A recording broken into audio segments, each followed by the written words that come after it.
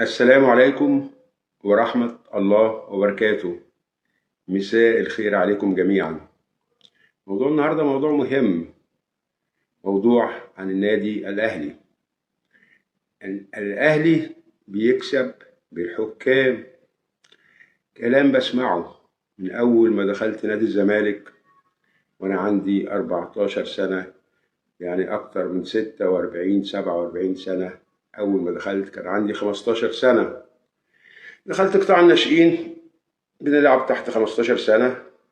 كان المدرب بتاعنا مش هقول اسمه طبعا، وبعض المسؤولين احنا رايحين على الماتش، خلي بالكوا من الحكام.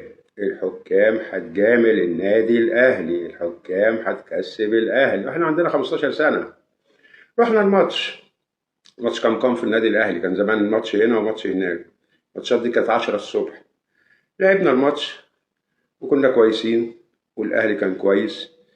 احنا كنا موفقين قوي، كسبنا في النادي الاهلي واحنا عندنا 15 سنه، والحكم كان متميز جدا. وما حسيتش باي نوع من انواع الظلم لنادي الزمالك. بعد كده الموضوع بقى يتكرر في ماتشات كتير، يعني لما نبقى وحشين ونخسر يقول لك اصل الحكم جامل النادي الاهلي. طب ما انت كسبت قبل كده، مش معنى يعني ما قالوش جاملك ليه؟ فالموضوع اصبح متكرر وسخيف. النادي الاهلي 45 بطولة دوري عام منذ إنشائه من سنة 1907. 45 بطولة دوري عام. برضك أصل الأهلي بيكسب بالحكام. طب هتكسب بالحكام 45 بطولة دوري عام؟ طب يعني الأهلي دول يعني ما بيلعبوش خالص، ما عندهمش نجوم، ما عندهمش لعيبة مميزة جت في تاريخ مصر. كلام صراحة سخيف، كلام ما بيعجبنيش.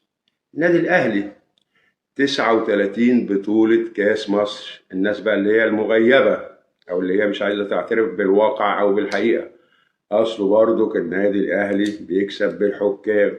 39 بطولة دوري كاس مصر بالحكام. طب ما الزمالك 29 بطولة قريب من الأهلي، اشمعنى مثلا ما نقولش الزمالك برضه ال 29 بطولة دول بالحكام؟ فكلام يعني كلام ما بيعجبنيش. أنا دايما بحب الكلام الموزون، بتكلم دايما من عقلي مش من عاطفتي او من قلبي او من انتمائي للنادي بتاعي. نخش النادي الاهلي 12 دوري ابطال افريقيا، برضه اصل الاهلي بيكسب بالحكام.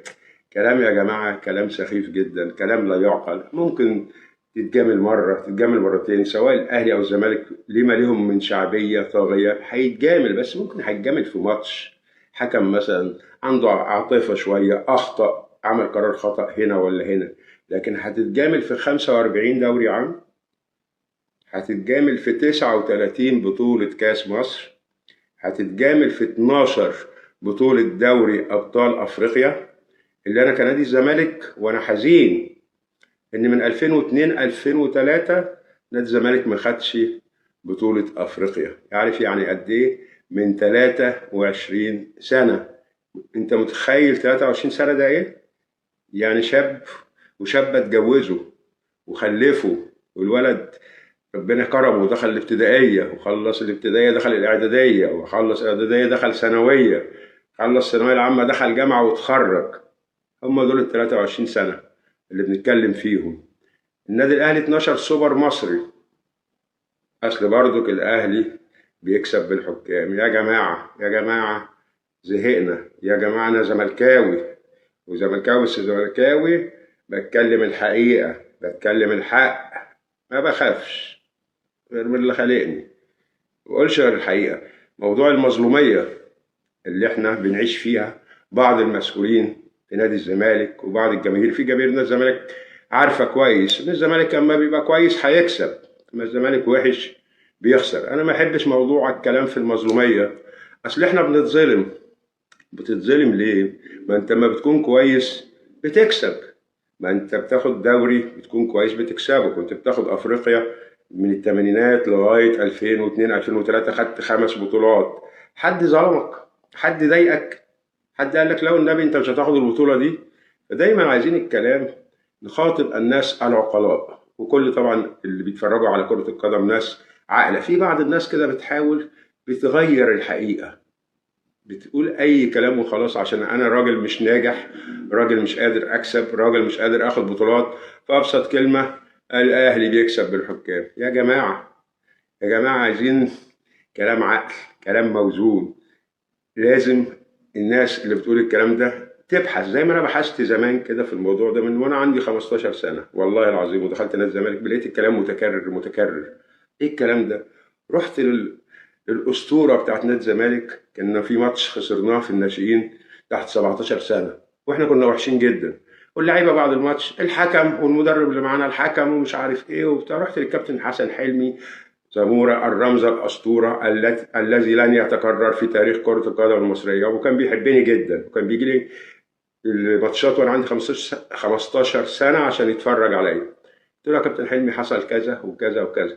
قال لي أنا كنت حاضر الماتش، اللي الماتش ده كان في النادي عندنا، وأنا خصمت من المدرب على اساس هو قال ان اللعيبه اتظلمت. انت بتديهم سبب ليه؟ اللعيبه كانت وحشه. قال لي انا خصمت من المدرب فلوس، ولو اتكرر الموضوع ده تاني همشيه. دي الناس اللي بتفهم. الله يرحمه الرمز محمد حسن حلمي الاسطوره. فيا جماعه، النادي الاهلي هو رقم واحد محليا، عربيا، افريقيا. ساعات بيقع عادي، اي فرقه في الدنيا بتقع. الاهلي لو بيكسب بالحكام معلش يعني، بس السنه دي تعالى واحده واحده كده معايا للاخر. السنه دي زي النادي الاهلي اول تعادل ليه مع مودرن سبورت، هو الحكم ما كسبش النادي الاهلي ليه؟ حد يقول لي؟ ولا دي وحشه؟ جه بعد كده النادي الاهلي خسر من بيراميدز. الله، فين الحكام؟ طب المفروض بقى الاهلي ما يخسرش من بيراميدز، لازم يكسبوا النادي الاهلي، مش كده ولا ايه؟ جه بعد كده تعادل مع المحله، برضه كاس الاهلي بيكسب بالحكام. طب ما متعادل مع المحله في المحله، الحكام ما كسبوهوش ليه؟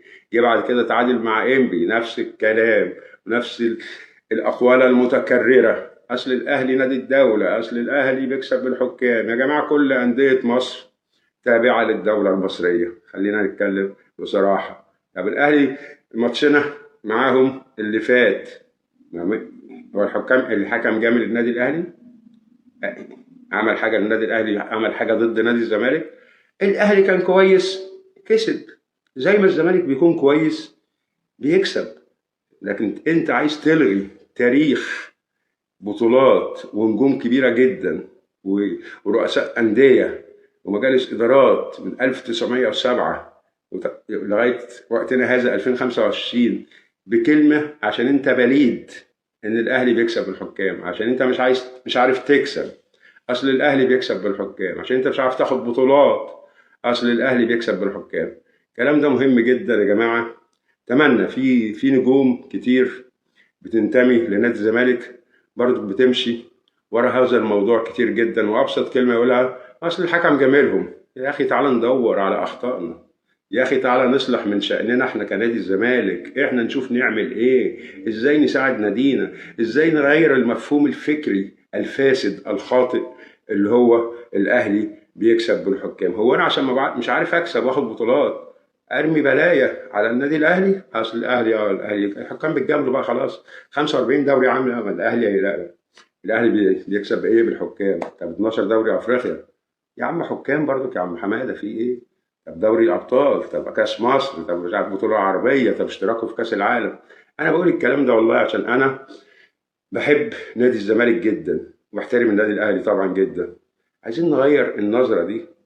احنا اقرب المنافسين للنادي الاهلي. زمان احنا كنا المسافه كانت قريبه شويه في الثمانينات، ما كانش فرق البطولات كتير قوي، كان ممكن تلاقي مثلا 8 دوري فرق 7 دوري بس. افريقيا احنا كنا متفوقين شويه لغايه 2002. لكن دلوقتي النادي الاهلي 45 دوري وانت 14 دوري، مسافه بعيده، المسافه بعيده قوي.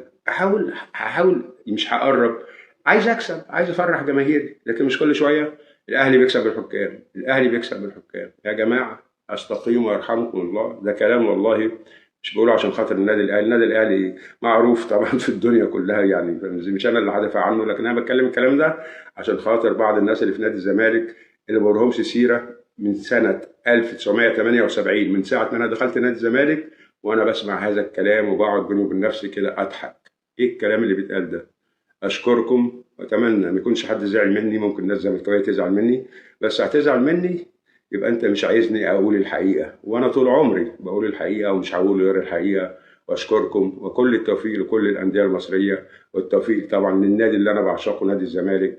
إن شاء الله أشوفكم في حلقة قادمة، والسلام عليكم ورحمة الله وبركاته.